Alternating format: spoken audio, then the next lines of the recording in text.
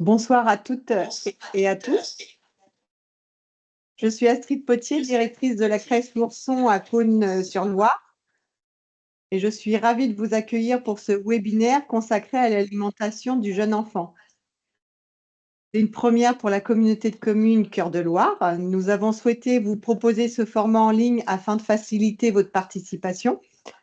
Cet événement est rendu possible grâce au cofinancement du REAP et de Cœur de Loire. C'est un plaisir de partager ce moment avec vous, parents, professionnels et partenaires, autour d'un sujet essentiel pour le bien-être des enfants. Ce soir, c'est Maureen Masroubi qui anime cette conférence et vous apportera ses conseils et son expertise. Merci à toutes et à tous pour votre présence. Je vous souhaite un très bon webinaire et laisse maintenant la parole à Maureen. Merci bien Astrid, bonsoir à tous. Ce webinaire sera enregistré afin que vous puissiez également le visionner en replay si c'est nécessaire. Il sera disponible sur le site Cœur de Loire. Nous garderons un temps spécifique d'échange pour que je puisse répondre à vos questions à la fin dans les 20 dernières minutes de ce webinaire qui va durer 1 heure. Si jamais j'ai pas la possibilité de répondre à toutes les questions, nous allons quand même toutes les prendre en note et puis on pourra afficher les réponses à vos questions sur le site Cœur de Loire que vous retrouverez très prochainement. Donc je vais vous partager ma présentation et on va commencer.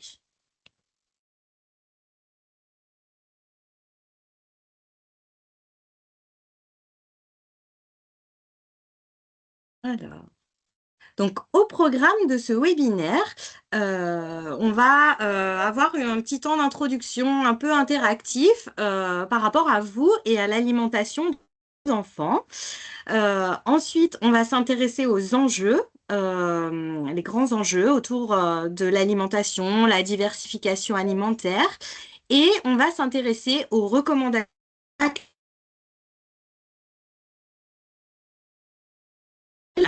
les dernières années, mais surtout, on va voir sur la mise en pratique ce que ça change par rapport à l'assiette de nos enfants. Dans un dernier temps, on s'intéressera à ce qui se passe autour de l'assiette pour prendre en compte le repas dans sa globalité. Et puis, donc, on réservera un temps d'échange, les questions et réponses. Donc, dans un premier temps, je vous demande si vous en avez la possibilité en utilisant la petite manette sur Teams, de lever la main si vous vous sentez perdu par toutes les informations en matière d'alimentation.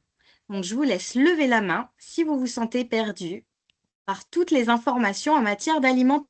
Faites le partage pour voir. Je vois quelques mains levées, oui.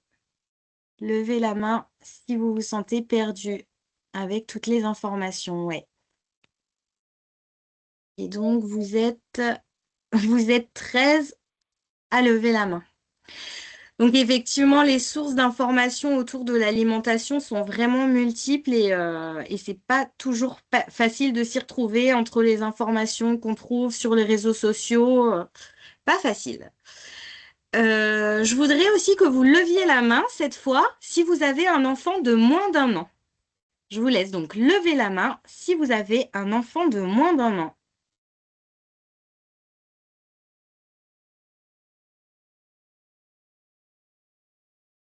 Alors, cette fois, vous êtes 14 à lever la main.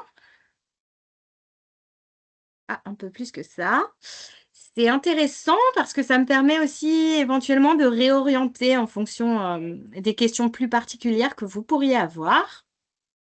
Je vous pose encore 2 petites questions de façon interactive. Donc, cette fois, lève la main qui a un enfant de plus d'1 an.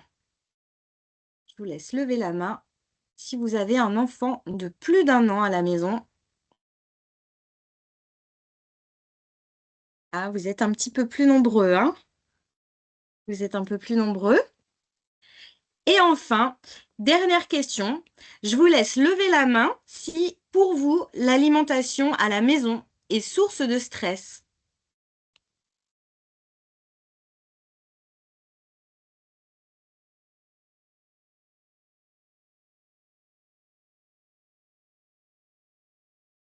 Une vingtaine aussi. Ouais, un petit peu plus. Eh ben, merci beaucoup pour vos réponses. Donc, je retourne à la présentation. C'est parti. Tout d'abord, pour démarrer, je voulais échanger avec vous autour de quelques enjeux autour de l'alimentation des enfants pour réussir à comprendre en matière de santé publique pourquoi c'est si important d'échanger avec vous, parents et professionnels, autour de ces premières années de vie. Alors, il y a une enquête nationale qui est menée par Santé publique France, qui s'appelle l'étude EpiFan, qui donc, il y a 2 ans maintenant ont été publiés les résultats de l'étude EpiFan 2021. Et ce qu'elle nous apprend, cette enquête, c'est que parmi les enfants qui sont âgés de 12 mois en France, 44% ont déjà goûté des jus de fruits. 74% consomment des produits sucrés.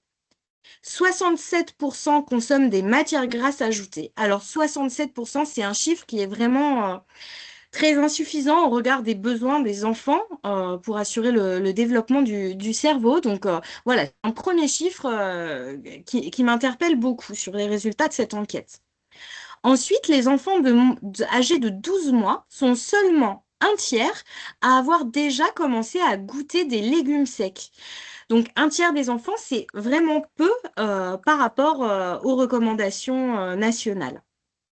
Ensuite, 18% des enfants âgés de 1 an ont déjà commencé à consommer du lait de vache. Alors, c'est un chiffre qui mérite d'être creusé un peu plus en profondeur, mais en tout cas, ça soulève la question de est-ce que c'est des enfants qui continuent de consommer du lait infantile ou est-ce que ça veut dire que le lait infantile ou le lait maternel a été remplacé par du lait de vache? Donc voilà, ça soulève une question. Et enfin, seulement 38% des enfants âgés de 1 an consomment des œufs de façon régulière. Alors, au niveau timing, on est le 18 novembre et c'est dommage qu'on ait programmé ce webinaire aujourd'hui. En tout cas, ça pourra être peut-être l'occasion de réfléchir à un futur parce qu'aujourd'hui ont été divulgués les derniers résultats de l'étude NutriBébé qui s'intéresse aux pratiques alimentaires, les pratiques plus spécifiques autour de la diversification alimentaire chez les parents. Et c'est une étude qui nous apprend aussi toujours des choses assez intéressantes et je vous expliquerai pourquoi un petit peu plus tard dans notre soirée. Alors, de façon assez simple, pour revenir sur les actualisations récentes en matière de recommandations nationales sur l'alimentation des jeunes enfants, ce qui a vraiment changé, c'est que avant, on proposait d'introduire les aliments selon un ordre vraiment très spécifique. Et maintenant, on laisse vraiment la possibilité aux enfants, dès le démarrage de la diversification alimentaire, de pouvoir découvrir tout un panel d'aliments différents. Donc ça, c'est vraiment la principale nouveauté. Plus besoin de respecter un ordre spécifique, d'introduire d'abord les légumes, ensuite les fruits, ensuite, voilà, je ne sais plus ce que j'étais, hein. J'ai mis de côté les anciennes recommandations. Maintenant, on sait qu'on a la possibilité d'exposer le plus tôt possible, donc dans la diversification, l'enfant à différentes familles d'aliments. Alors, hop. Alors, si ces recommandations aussi autant évolué, c'est parce que les études scientifiques nous ont appris beaucoup de choses autour de l'introduction des aliments allergènes. Donc, ce qu'on sait à présent, c'est que c'est important, dès le démarrage de la diversification alimentaire, de pouvoir exposer les aliments à ce qu'on appelle des allergènes majeurs, qu'on retrouve souvent donc dans l'alimentation proposée. Donc, il s'agit principalement du gluten qui est présent dans le blé, donc en introduisant des aliments à base de blé comme la farine, comme la pâte par exemple, la semoule de blé, les œufs également, les poissons et le lait de vache. en sachant que si l'enfant consomme du lait infantile, il est déjà exposé à cet allergène de façon régulière. Alors, il y a d'autres allergènes qui peuvent être introduits dans l'alimentation, mais ils sont pas forcément aussi importants que ceux que je viens de citer. Et surtout, ce que nous montrent les dernières études scientifiques, c'est que une fois qu'on a introduit ces allergènes dans l'alimentation, il suffit pas de les cocher sur la to-do list et de dire ça y est, ça c'est fait. En fait, ce qui est important, c'est vraiment de maintenir avec régularité l'exposition des enfants avec ces aliments dans l'alimentation, au risque de réaugmenter le risque d'apparition des allergies. Et cette introduction, elle peut se faire y compris si il y a un terrain allergique dans la famille. Alors vraiment, n'hésitez pas à parler de l'introduction des allergènes avec le médecin qui suit l'enfant. Voilà, mais il y a vraiment un enjeu important à introduire ces aliments. Ce que nous disent ces dernières recommandations également, c'est que le lait reste l'aliment exclusif jusqu'à 4 à 6 mois.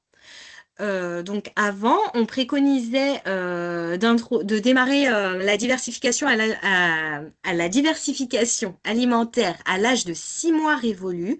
Maintenant, depuis les dernières recommandations, on nous propose de démarrer cette diversification entre 4 et 6 mois pour justement permettre l'exposition régulière à ces allergènes, mais surtout pour permettre à l'enfant de découvrir.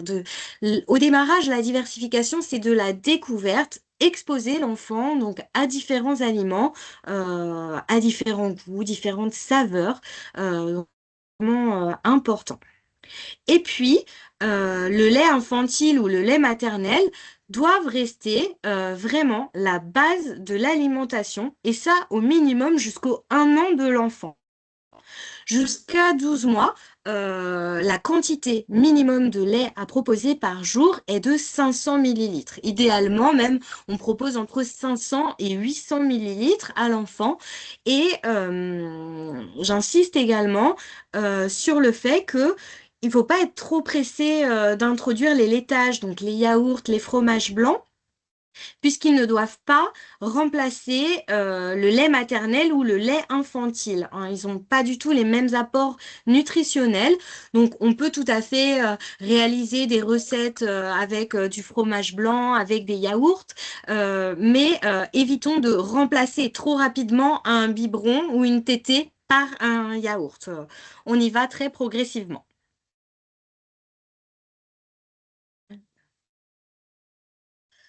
Ce que nous disent aussi les dernières recommandations, c'est que les jus de fruits n'ont pas forcément d'intérêt, en tout cas sur le plan de la diversification alimentaire. En fait, ce qui nous intéresse dans l'introduction du groupe alimentaire des fruits, c'est vraiment de pouvoir exposer les enfants à des textures différentes. Donc, si on propose trop souvent des jus de fruits, le risque c'est de ne pas exposer suffisamment l'enfant à une variété de textures, même si je développe pas trop pour l'instant les textures, j'y reviendrai vraiment plus tard.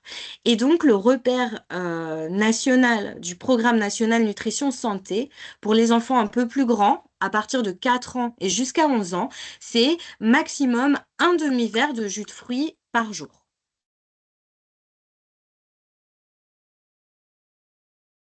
Dans les recommandations, on s'arrête aussi sur le groupe des céréales, féculents, légumineuses qui peuvent être proposées après 4 mois, mais en fonction des capacités digestives de l'enfant. Alors bien sûr, on ne va pas démarrer la diversification tout de suite avec une purée de pois cassés ou avec une purée de lentilles qui serait pas facile à digérer parce que de la même façon que les enfants se développent chacun à leur rythme et ne marchent pas au même âge, ne sortent pas leurs dents au même âge, eh bien, la maturation du tube digestif va prendre également du temps.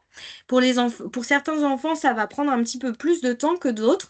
Donc, on va vraiment être attentif à la tolérance digestive des enfants quand on leur propose certains aliments.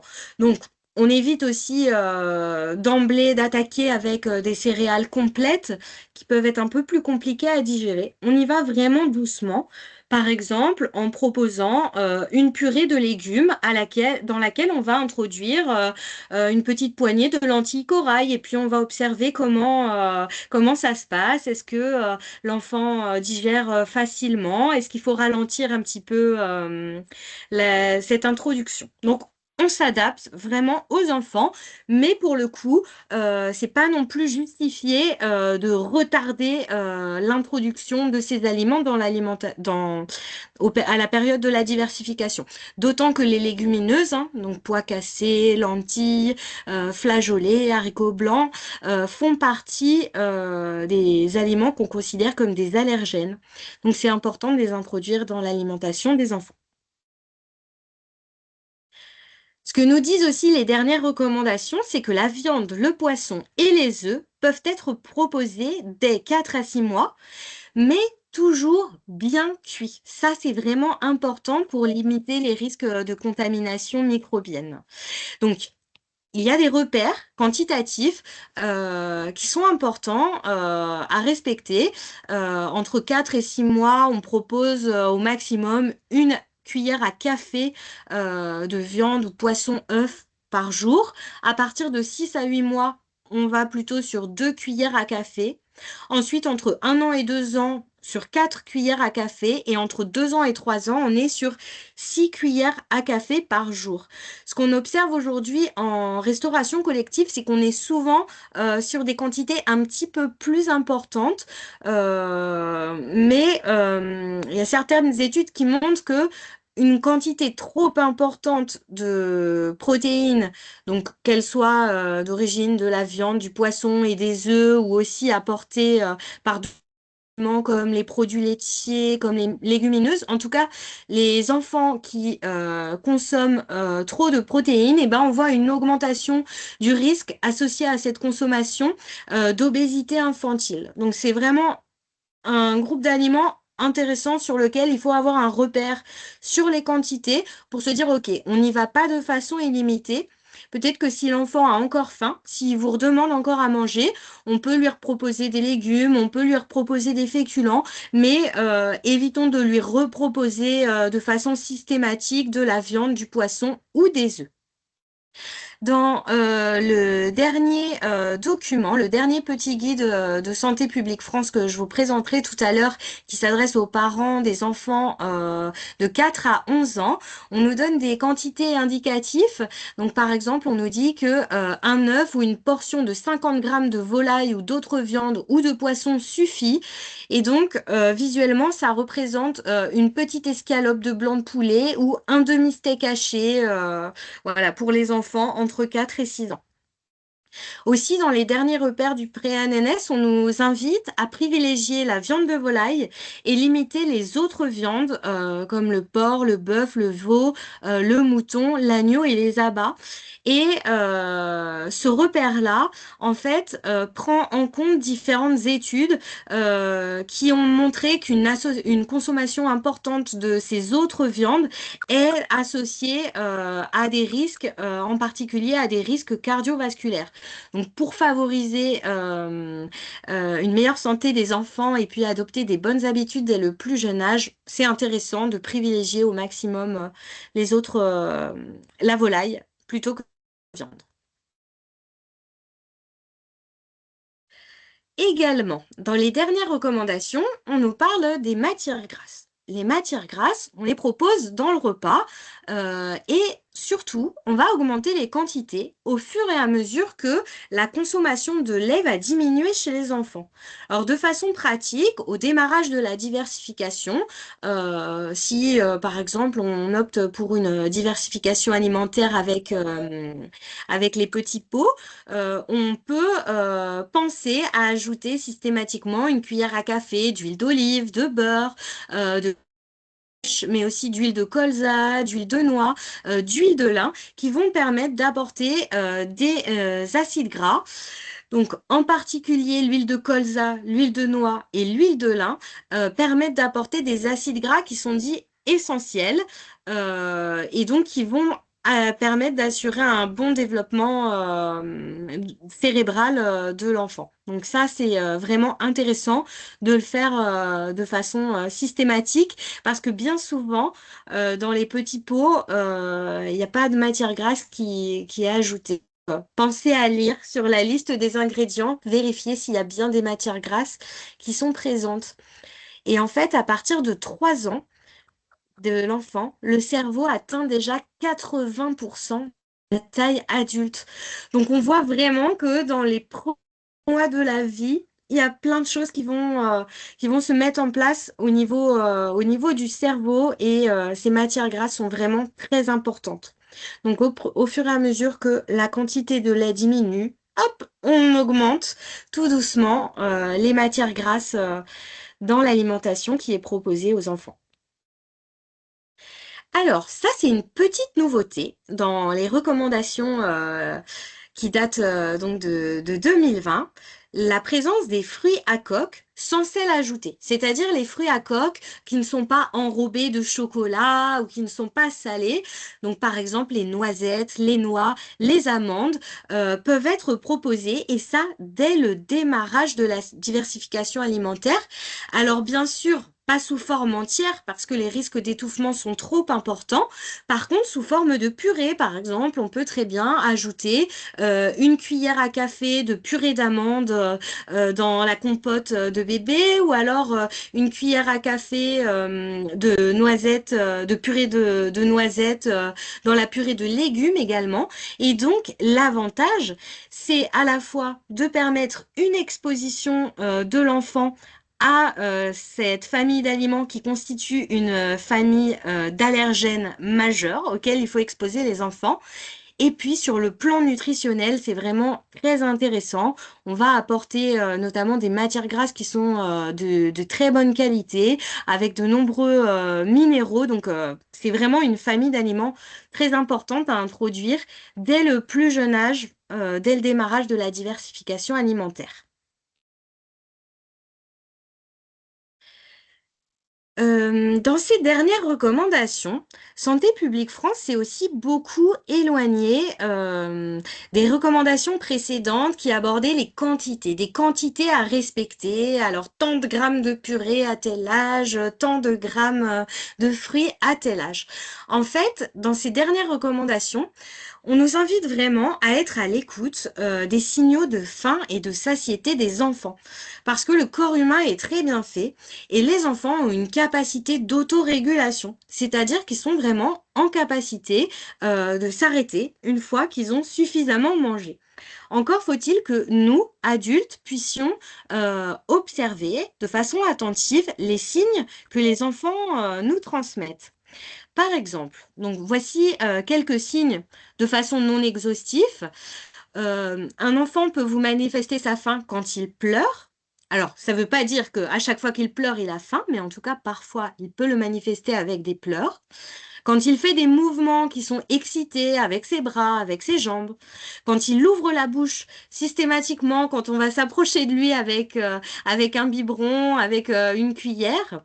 Quand il commence à mordiller sa main, ou alors quand il va montrer du doigt les aliments et chercher à les attraper, parfois quand il exprime qu'il a faim ou quand il fait le signe qu'il veut manger, quand il a de la difficulté à se concentrer, quand il est particulièrement grincheux, irritable, et puis s'il a vraiment faim, on peut entendre son ventre qui gargouille, mais en général, si on va jusque-là, c'est que il a déjà très très faim. L'idéal, c'est de pouvoir proposer à manger quand l'enfant commence à avoir faim, mais pas non plus quand il est à un stade où il est déjà très affamé, parce que manger, ça va demander beaucoup d'énergie aux enfants. En fait, on va l'exposer à différentes textures, à différentes saveurs. Peut-être même qu'on va démarrer la diversification avec une autre méthode, la diversification menée par l'enfant. Et puis, ça va prendre de l'énergie aux enfants de se concentrer, d'attraper les aliments. Donc, c'est vraiment important de ne pas attendre qu'il soit à un stade avancé de la faim. Les signes qu'on peut observer par rapport au rassasiement de l'enfant, bon, un enfant qui s'endort sur le sein ou qui s'endort sur le biberon, un enfant qui va ralentir ou alors stopper la vitesse de consommation, ou qui ne va plus s'intéresser à ce qu'on lui propose, hein. Il va regarder ailleurs, il va fermer la bouche, il va carrément repousser le biberon ou la cuillère avec la langue ou avec la main. S'il est en capacité de le faire, il va exprimer le fait qu'il n'a plus faim, hein, c'est fini. Il va faire un signe si vous échangez avec la langue des signes bébé. Il va aussi démontrer moins d'intérêt pour la nourriture. C'est souvent même à ce moment-là qu'il va commencer à attraper, à lancer un petit peu partout. Ou alors, ben, carrément, l'enfant ne reste plus en place. Il a besoin de se lever, il a besoin d'aller jouer. Il passe à autre chose, en fait, tout simplement. Il a plus faim. Donc, essayons dans le quotidien d'être attentifs et d'observer chez vos enfants ou chez les enfants que vous accueillez, bah, de voir quels sont les signes de faim et de rassasiement chez les enfants. Alors sur le plan des quantités, c'est vrai, je vous l'ai dit, Santé publique France nous fait prendre un peu de recul par rapport aux quantités. Par contre, un repère qu'on peut avoir, c'est que entre l'âge de 3 et 6 ans, la portion d'un enfant correspond à peu près, en tout cas la portion qu'on peut proposer à l'enfant, correspond à la moitié de la portion d'un adulte. Et il y a une seule façon de savoir si ce qu'on propose à l'enfant, ça correspond bien à ce dont il a besoin. Et ça, c'est permis grâce à la surveillance de la courbe de croissance et de corpulence qui est réalisée dans le cadre du suivi médical habituel de l'enfant. Donc, quand vous allez voir le médecin et sur le carnet de santé, il suit progressivement la courbe pour vérifier qu'il n'y a pas de cassure de la courbe ou alors de changement significatif dans l'évolution de la croissance qui, voilà, pourrait questionner sur la bonne adéquation de l'alimentation aux besoins nutritionnels des enfants. Donc, il y a un moyen visuel aussi qui nous est proposé pour les enfants un petit peu plus grands, à partir de 4 ans, dans le dernier guide Manger Bouger pour les parents des enfants de 4 à 11 ans de Santé publique France. C'est très visuel. Pour les quantités, en fait, on peut utiliser donc la main de l'enfant et on sait que la quantité de viande ou de poisson qu'on propose correspond à peu près à la paume de la main de l'enfant, donc à partir de ses 4 ans. Et pour la portion de légumes, de fruits, de légumineuses ou de féculents qu'on propose, on peut s'appuyer sur la taille du poing. Et la taille du poing correspond généralement à ce dont il a besoin. Et comme je vous le disais, si l'enfant a encore faim parce que bah, peut-être aujourd'hui il a des besoins plus importants de croissance ou tout simplement parce que d'un jour à l'autre, notre appétit varie, nos besoins varient, on peut peut-être reproposer en première intention des légumes ou des féculents. Et puis, la viande, le poisson, bah, on reste plutôt sur ce qu'on a proposé en quantité de départ. Il y a des aliments qui sont non adaptés. Ça, c'est vraiment important.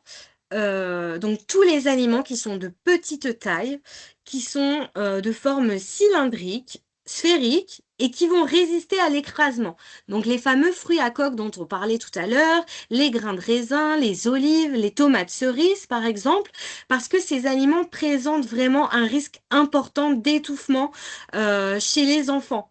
Et ce soir, on parle de l'alimentation des enfants de 0 à 6 ans. Et ben, y compris en maternelle, hein, jusqu'à 6 ans, on a ce risque d'étouffement qui est vraiment encore important. Ça ne veut pas dire qu'il ne faut pas du tout offrir ces aliments aux enfants, ça veut dire qu'il faut les proposer de façon sécuritaire. Alors, il y a différentes méthodes. Pour les fruits à coque, on peut les proposer au début donc en purée, en poudre, et puis sous forme concassée. Pour les grains de raisin, les tomates cerises, on va les couper dans le sens de la longueur et on n'y pense pas souvent. Mais un des aliments les plus à risque d'étouffement, et quand on regarde le nombre de passages aux urgences chaque année à cause d'étouffement, chez les enfants et chez les adultes y compris, et ben la fameuse saucisse type Knack, saucisse de Strasbourg en fait, qui fait pile poil la dimension de la trachée des enfants. Donc ces aliments-là, bon, de toute façon, c'est des charcuteries, donc on évite le plus possible de les proposer aux enfants parce que sur le plan nutritionnel, c'est pas forcément ce qui va le mieux répondre à leurs besoins. Mais si on veut absolument en proposer, en tout cas, l'idéal, c'est de les couper dans le sens de la longueur pour vraiment éviter tout risque d'étouffement. Il y a des aliments qui sont non adaptés aussi à cause de la teneur en contaminants. Donc les produits à base de chocolat, par exemple, qui contiennent du nickel. Le nickel, c'est un métal lourd qui est naturellement présent dans les sols et en fonction des endroits où sont produits les cacaoyers et dont on va extraire le cacao qu'on va transformer en chocolat, eh ben, on va retrouver du nickel dans le chocolat. Donc, ce que nous dit Santé publique France, c'est que de toute façon, chez les enfants, il n'y a aucune urgence à introduire le chocolat. Donc, on le fait de façon très progressive quand les enfants grandissent. Et si vous leur en proposez, bah, variez au maximum les sources d'approvisionnement, les marques de chocolat pour éviter de tomber sur une source qui soit systématiquement très riche en nickel. De la même façon, il y a certains poissons qui sont des poissons prédateurs qui peuvent accumuler plus facilement des contaminants parce qu'en fait, ils vont manger les petits poissons qui sont présents dans les océans et donc on va les limiter. Donc ces derniers mois, on a beaucoup parlé du thon, hein, ça a été beaucoup médiatisé, le thon qui fait partie des poissons qui peuvent apporter pas mal de contaminants. Il y a aussi certains ingrédients qui sont présents dans les aliments qui ne sont pas adaptés. Donc, tout ce qui est à base de café, de thé ou les sodas caféinés, donc qui vont apporter des substances excitantes qui sont pas du tout adaptées aux enfants. Les aliments, les boissons édulcorées, c'est pas du tout justifié de proposer des aliments édulcorés aux enfants. Ils n'ont pas besoin d'édulcorants. Le groupe des aliments qui contiennent du sucre, comme les biscuits, comme les gâteaux, sont pas non plus à bannir totalement. On va les introduire sans urgence dans l'alimentation des enfants, mais c'est aussi important de noter que ça fait pas partie des aliments interdits à 100%. On y va doucement. On n'introduit pas directement des biscuits très sucrés dans l'alimentation. Mais ça peut s'intégrer dans le cadre d'une alimentation équilibrée, sans culpabilité, aucun souci, tout comme chez les adultes.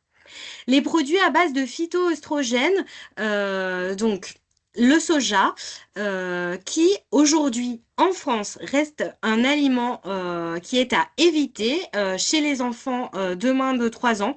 Je précise en France parce que dans les publications scientifiques françaises, pour l'instant, on est sur ces recommandations-là, mais dans d'autres pays, on a un petit peu plus de souplesse. C'est vrai que notre agence de sécurité sanitaire, l'ANSES, prend des précautions autour de ce soja parce que l'agence s'appuie sur certaines études qui ont été réalisées donc chez des animaux qui pourraient montrer un éventuel risque au niveau de l'influence hormonale de la consommation de cet aliment. Donc pour l'instant, par principe de précaution, on évite chez les enfants de moins de 3 ans.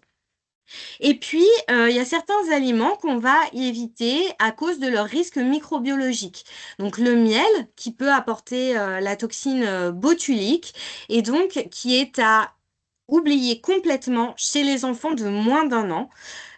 Et ça, peu importe le miel. Et ça, même si on fait cuire le miel, hein, donc même si on décide de faire un pain d'épices en mettant du miel dedans, le problème, c'est que la cuisson va détruire les bactéries, mais elle ne va pas détruire les toxines qui restent présentes dans l'aliment.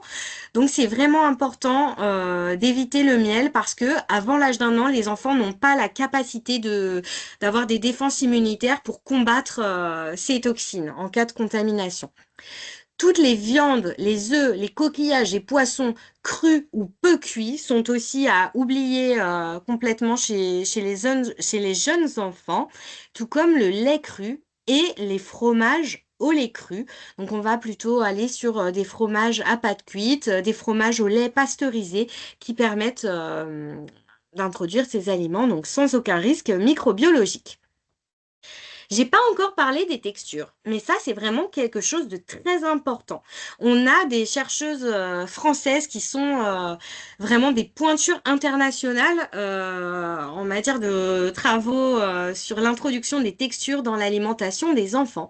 Et ce qu'on sait maintenant, c'est qu'il y a vraiment une fenêtre d'opportunité qui est très importante. Et ça, dans les dernières recommandations, Santé publique France, mais vraiment le focus là-dessus. Entre 7 et 9 mois, en fait, dès que l'enfant est en capacité de se tenir assis tout seul, qu'il attrape les aliments et qu'il les porte à la bouche, en fait, ça veut dire qu'il est temps de passer à autre chose que des purées lisses et d'introduire des textures un petit peu plus complexes dans l'alimentation. Alors, il y a des parents qui choisissent de ne pas réaliser la diversification alimentaire classique en introduisant les aliments dès l'âge de 4 mois. En fait, il y a des parents qui décident d'attendre justement que leur enfant soit en capacité de se tenir assis, d'apporter les aliments à la bouche et de proposer donc la DME menée par l'enfant. En fait, il faut savoir qu'il n'y a pas une méthode idéale de diversification alimentaire pour les enfants. La meilleure méthode, c'est celle que vous choisirez, qui sera la mieux adaptée à votre enfant et qui favorisera le mieux son autonomie en respectant l'évolution de ses capacités. C'est vrai que pour l'instant, j'ai pas encore parlé de DME. C'est toujours possible de le faire. Si vous le faites, moi, je vous conseille vraiment de vous faire accompagner, de bien vous renseigner pour que ce soit fait vraiment dans des bonnes conditions très sécuritaires. Alors, comment savoir si l'enfant est prêt à manger des nouvelles textures, qu'il soit en DME ou pas en DME? Donc, s'il sait maintenir sa tête et son dos droit dans sa chaise, s'il avale des purées lisses et épaisses sans problème, s'il réalise des mouvements de mâchonnement quand il porte quelque chose à la bouche, s'il est capable de tenir un aliment dans sa main et de le porter à sa bouche, et s'il se montre intéressé par votre repas. Dans les dernières recommandations, on nous parle aussi un petit peu de néophobie alimentaire. Cette néophobie alimentaire, quand vous vous êtes inscrit ce soir pour participer à ce webinaire, il y en a beaucoup d'entre vous qui ont voulu se mettre un peu à jour sur les recommandations, mais il y en a aussi beaucoup d'entre vous qui se posaient des questions autour de ce refus des aliments qui, pour la plupart des enfants, s'intègrent tout à fait dans le développement normal et habituel. Ça concerne 77% des enfants entre l'âge de 2 et 10 ans. Après, selon certaines études, on nous dit que ça peut même durer un petit peu plus longtemps, hein, jusqu'à 14, et j'ai même vu des études sociologiques qui disaient que ça peut durer jusqu'à 17 ans, la néophobie alimentaire. En fait, vous aviez un bébé qui mangeait plutôt bien, qui acceptait de tout ce que vous lui proposiez, c'était très facile, et puis du jour au lendemain, refus, l'enfant ne veut plus manger. Alors souvent, c'est les légumes qui sont un petit peu boudés. Et on sait que c'est tout à fait normal. Ça fait partie du développement normal des enfants. Il ne faut pas se décourager. Ça va s'améliorer après avoir représenté plusieurs fois l'aliment. Alors, dans la suite de ma présentation, je vais passer sur des conseils plutôt pratiques, justement, autour de cette néophobie alimentaire. Alors, si votre enfant ne mange pas de légumes, il y a plusieurs leviers que vous pouvez mobiliser. Donc, déjà, proposer les aliments que l'enfant refuse avec des sauces, parce que les sauces, souvent, ça va aller stimuler la dégustation alimentaire.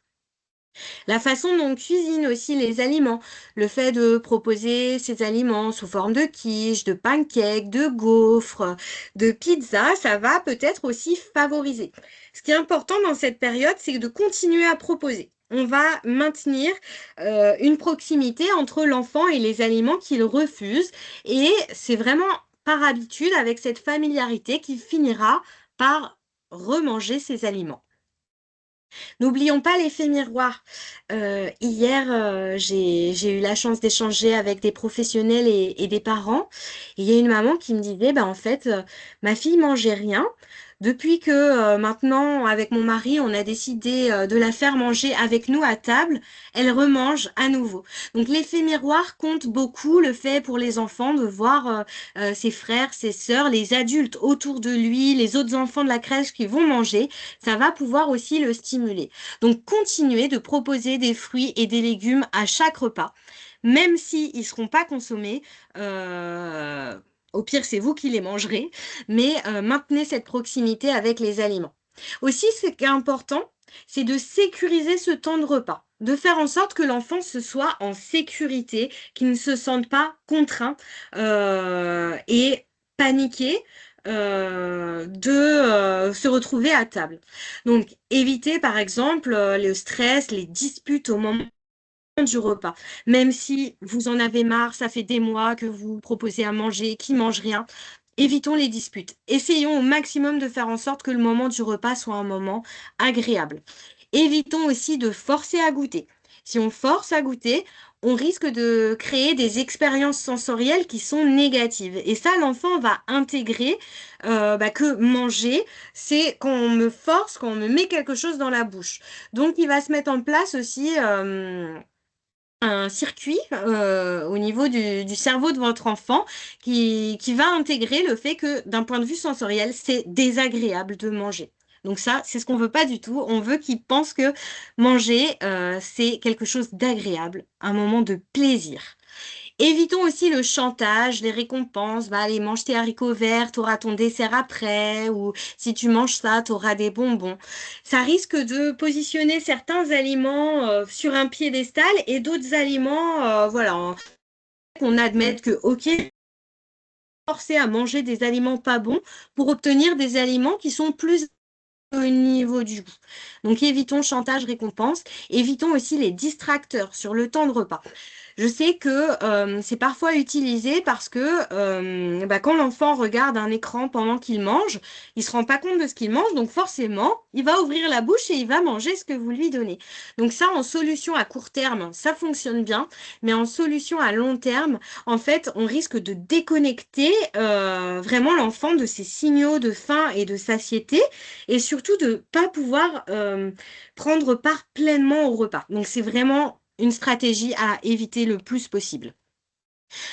On évite aussi de proposer un plan B, un plan C. Il aime pas ça. Ok, t'inquiète pas, j'ai préparé ça. Sinon, non. Il y a un plan A. Par contre, ce qu'on peut faire pour sécuriser l'enfant, c'est que systématiquement, le plan A que vous proposez, il propose à la fois un aliment que l'enfant aime bien et puis un aliment nouveau. Ça vous permet de vous assurer que, quoi qu'il arrive, l'enfant va manger. On évite les interdits, donc on n'interdit pas le chocolat, on n'interdit pas totalement les produits sucrés parce que on va renforcer encore plus l'intérêt pour ces aliments. Or, les produits sucrés sont des aliments à intégrer comme les autres dans l'alimentation des enfants. Évitez aussi les étiquettes. Ça, c'est important dans les échanges qu'on peut avoir, soit entre parents quand on parle devant nos enfants ou quand on échange avec des professionnels. Si on pose l'étiquette d'un enfant difficile, ben, l'enfant va aussi s'approprier cette étiquette enfant difficile et se positionner dans ce rôle-là. C'est pour ça que j'ai pas mal de collègues diététiciennes quand elles accompagnent des enfants, notamment sur des troubles alimentaires pédiatriques ou même sans aller jusque-là sur des enfants qui sont en période de néophobie alimentaire, souvent, elles préfèrent, pour certaines d'entre elles, consulter uniquement avec les parents et pas forcément en présence de l'enfant pour éviter de mettre une pression supplémentaire sur l'enfant. Par contre, il y a des choses à privilégier, des petites astuces. Par exemple, permettre des portes de sortie. Avec les enfants qui sont souvent assez difficiles, moi, ce que je propose aux parents, c'est de mettre une assiette en plus que le nombre de couverts à table. Et cette assiette en plus constitue une porte de sortie. C'est-à-dire que si l'enfant veut absolument pas consommer l'aliment, en fait, il a la possibilité de venir le poser dans cette assiette du non merci, j'en veux pas. Mais en tout cas, pour certains enfants, ça permet d'accepter la présence des aliments qu'ils aiment pas trop dans leur assiette. Et pour certains enfants, c'est déjà une belle étape d'accepter ces aliments. Donc, l'aliment copain, présent de façon systématique. Pas trop de nouveautés à la fois, ça c'est aussi vraiment important, y compris quand vous faites la DME, évitez de proposer plusieurs nouvelles textures en même temps. Voilà, présenter des choses nouvelles, on va dire une nouveauté par repas, c'est déjà très bien. Ça consomme beaucoup d'énergie pour l'enfant de prendre connaissance de ces nouvelles saveurs, de ces nouvelles textures. Et puis, une ambiance détendue, ouverte à la détente, au jeu. Ça, c'est vraiment très, très important. C'est des choses qui vont vous permettre de réussir progressivement à lever les blocages. Valoriser dans toutes leurs compétences. Bravo, tu es resté à table jusqu'au bout ce soir. Super. La semaine dernière, tu voulais pas que les haricots soient dans son assiette et aujourd'hui, tu as accepté de les toucher. Valoriser toutes leurs compétences. Aujourd'hui, tu as réussi à ouvrir l'opercule de ton yaourt tout seul. Ou alors, ah là là, on a passé un chouette moment quand on a cuisiné tous les deux. Valorisez vos enfants. Ça va les aider beaucoup, beaucoup. Autour de l'assiette, on peut aussi proposer plein de choses. On peut jardiner avec les enfants, donc cuisiner avec eux. Pourquoi pas aller faire les courses avec eux pour découvrir les aliments. En tout cas, les faire participer aussi, mettre en place des rituels autour du repas, poser les couverts, nettoyer la table avec sa chiffonnette. Tous ces rituels vont aussi aider l'enfant à se sentir en sécurité au moment du repas. Donc tout ce qui permet la découverte. N'hésitez pas aussi à orienter. Parfois, on a tendance à poser des questions qui sont intégrées un peu systématiquement dans nos vies. Par exemple, bon alors, vous voulez manger quoi ce soir? Peut-être qu'on peut orienter un peu la question. Alors ce soir, avec ton riz, est-ce que tu préfères manger des carottes ou des courgettes? Comme ça, on oriente aussi la réponse. Et puis, laissez-les manipuler, jouer avec les aliments, laissez-les se salir, laissez-les s'en mettre parce que c'est important pour eux. Ça fait partie de la découverte des textures. L'installation sur le moment du repas va aussi aider les enfants à se sentir en sécurité. Donc, c'est important de penser cette installation. Là, par exemple, je vous ai mis un dessin d'un enfant sur une chaise haute avec les pieds dans le vide. C'est important que les pieds soient maintenus pour pouvoir être bien stables et manger de façon sécuritaire. Et c'est pareil pour les plus grands, quand ils passent à la chaise classique, ben souvent, ils sont pas trop bien installés. Et des fois, ça peut aussi expliquer qu'ils n'ont pas trop envie de rester à table ou alors qu'ils se balancent de droite à gauche sur leur chaise. Et surtout, j'ai presque fini ma présentation, je voulais vraiment vous passer le message que vous, parents, vous, professionnels, n'oubliez pas que vous avez tous des super pouvoirs qui vous permettent d'accompagner le repas des enfants. Ces super pouvoirs, en fait, c'est des forces que vous avez dans votre vie quotidienne. Pour certains, la sagesse, la curiosité, l'esprit critique, l'humour, etc. Et ces forces, bah, n'hésitez pas à les mettre à profit pour l'alimentation des enfants en utilisant l'humour, en utilisant l'optimisme, en étant créatif, enfin peu importe, mais surtout ne vous découragez pas par rapport à l'alimentation de vos enfants. Je voulais vous partager ce soir aussi quelques ressources, donc pour les futurs, pour les jeunes parents. Le site internet Manger Bouger, qui est vraiment la référence nationale, avec le guide Pas à pas, votre enfant mange comme un grand pour la diversification alimentaire, le guide Manger Bouger pour les parents d'enfants de 4 à 11 ans. Vous avez aussi le site du programme Alain. Le programme Alain, c'est un programme national qui permet d'accompagner certains parents dans certains départements en partenariat avec la CAF. Il propose aussi des recettes. Donc vraiment, c'est un site super. Vous avez une association dont je suis membre qui fait vraiment un travail remarquable qui s'appelle Alim Mater et qui propose un programme 9 mois à croquer, donc à destination des futurs parents, mais il y a aussi un programme à destination des jeunes parents. Donc vous pouvez télécharger gratuitement l'application de 9 mois à croquer pour les femmes enceintes. Vous avez des infos fiables sur l'alimentation pendant la grossesse parce que l'alimentation des enfants démarre déjà dans le ventre des parents. Voilà. J'ai pas pu parler de toutes les ressources ce soir. Il y en a plein. Je vais garder un temps d'échange pour les questions. En tout cas, je vous remercie pour votre attention. Si vous avez des questions, n'hésitez pas à les poser dans le chat. On va pouvoir y répondre. Et ce web sera disponible sur le site cœurdeloire.fr. Vous pourrez le réalité.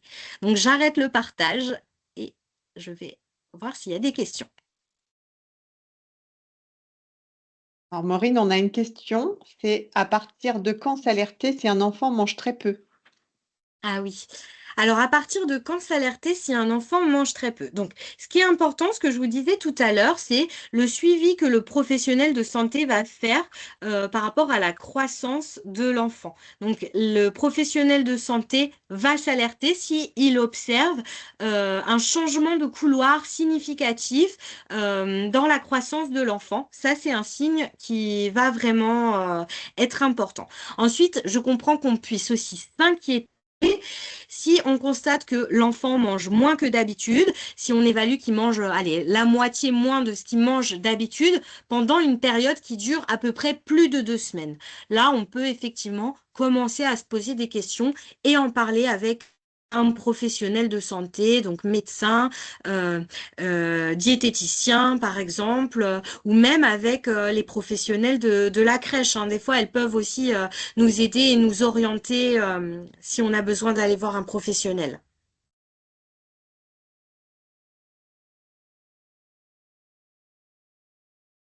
Est-ce qu'il y a d'autres questions? Alors, on a une autre question, c'est on parle de ne pas donner de laitage à midi pour éviter trop d'apport en protéines. Jusqu'à quel âge devons-nous éviter de proposer ce laitage à midi? Ah oui, tout à fait. Donc en fait, il faut évaluer si l'enfant a bien à minima 500 millilitres de lait qui lui sont proposés sur sa journée. Donc, en général, on évite d'introduire les laitages le midi avant à peu près 10 mois. C'est de façon habituelle, c'est à peu près à cet âge-là que les enfants commencent à consommer des quantités de lait un petit peu plus importantes. Donc ça se vérifie pour les enfants qui sont nourris avec du lait infantile, avec des biberons, parce qu'on observe bien qu'un biberon de 250 millilitres chez un enfant de 6 mois, il en faudrait 2 par jour et 250 millilitres, ça représente vraiment une quantité trop importante. Donc, chez les enfants qui sont nourris au biberon, à peu près à l'âge de 10 mois, on peut commencer à avoir à peu près, allez, on va dire 3 biberons par jour et proposer un laitage en plus.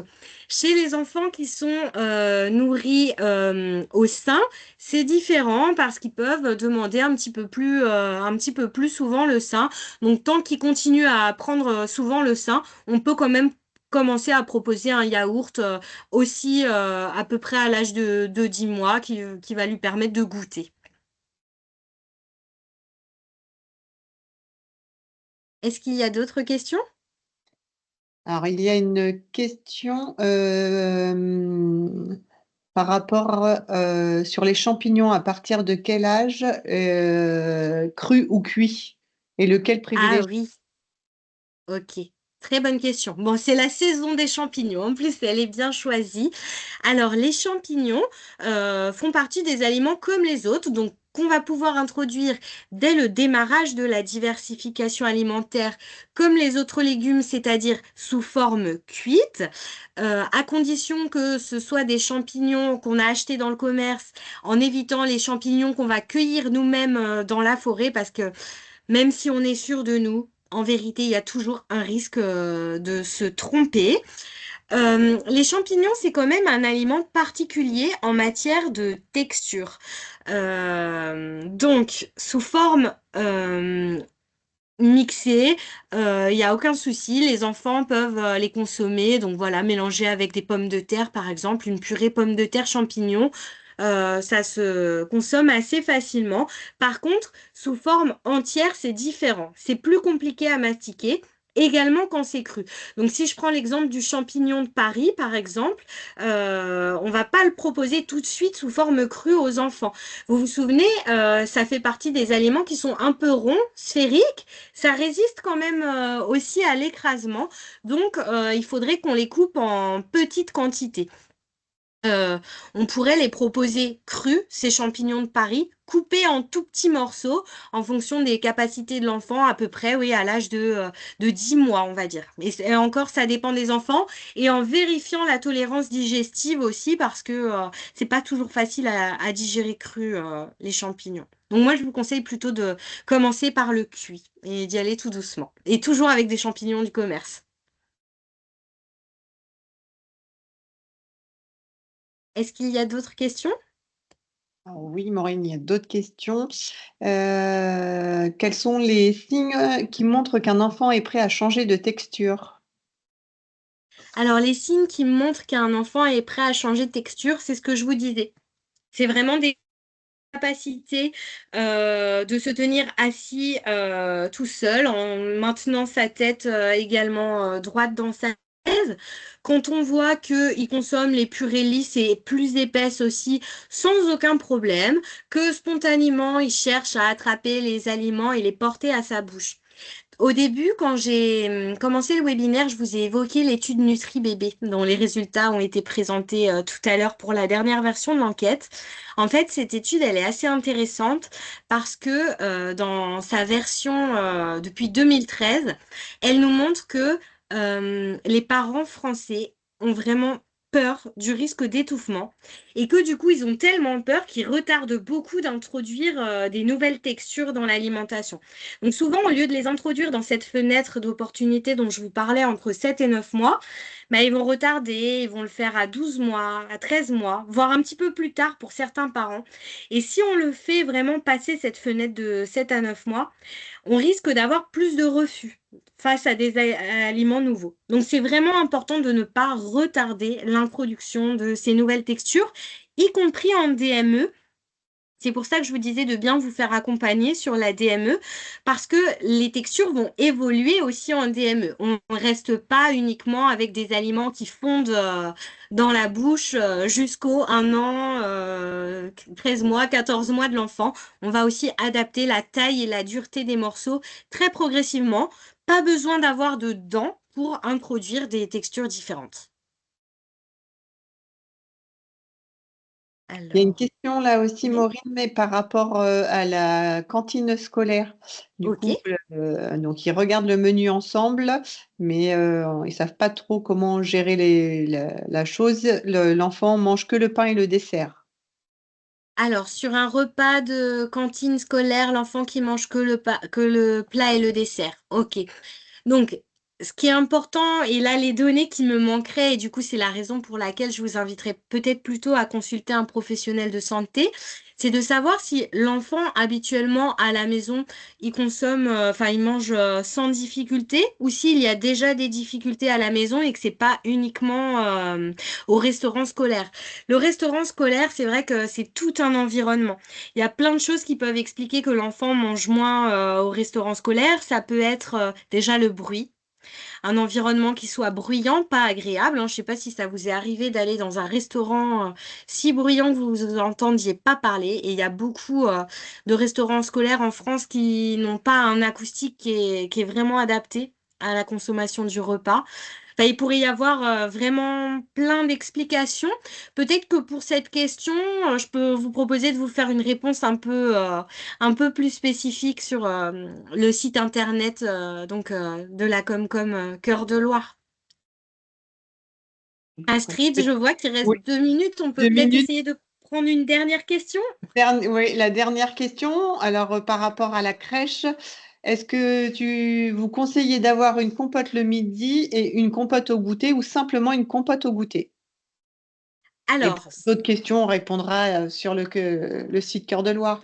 tout à fait. Alors, la compote, ça dépend à quel âge. Si c'est pour les tout petits qui démarrent la diversification, si c'est vraiment le tout début, peut-être que ça peut faire beaucoup de proposer et une compote le midi et une compote au goûter, en plus de la purée qui va déjà découvrir le midi. Donc, on y va progressivement. Après, quand l'enfant grandit, on peut proposer et au déjeuner et au goûter. Mais surtout, l'idéal à la crèche, c'est d'oublier dès que possible les compotes et de faire évoluer aussi les textures à la crèche en proposant si possible des fruits fondants qui vont permettre aussi bah, aux enfants qui goûtent déjà des nouvelles textures à la maison d'en goûter à la crèche. Voilà. Donc, je vois dans la conversation qu'il y a d'autres questions. Donc, il n'y a aucun souci. On les prend en compte et puis on va vous proposer donc de clôturer le webinaire de ce soir. On vous remercie pour votre participation tardive. Et donc, l'enregistrement sera mis en ligne sur le site de la communauté de communes, donc cœurdeloire.fr, ainsi que les réponses aux questions, même s'il me faudra un petit délai pour traiter toutes les questions. En tout cas, merci à tous pour votre participation et bonne soirée. Au revoir. Au revoir.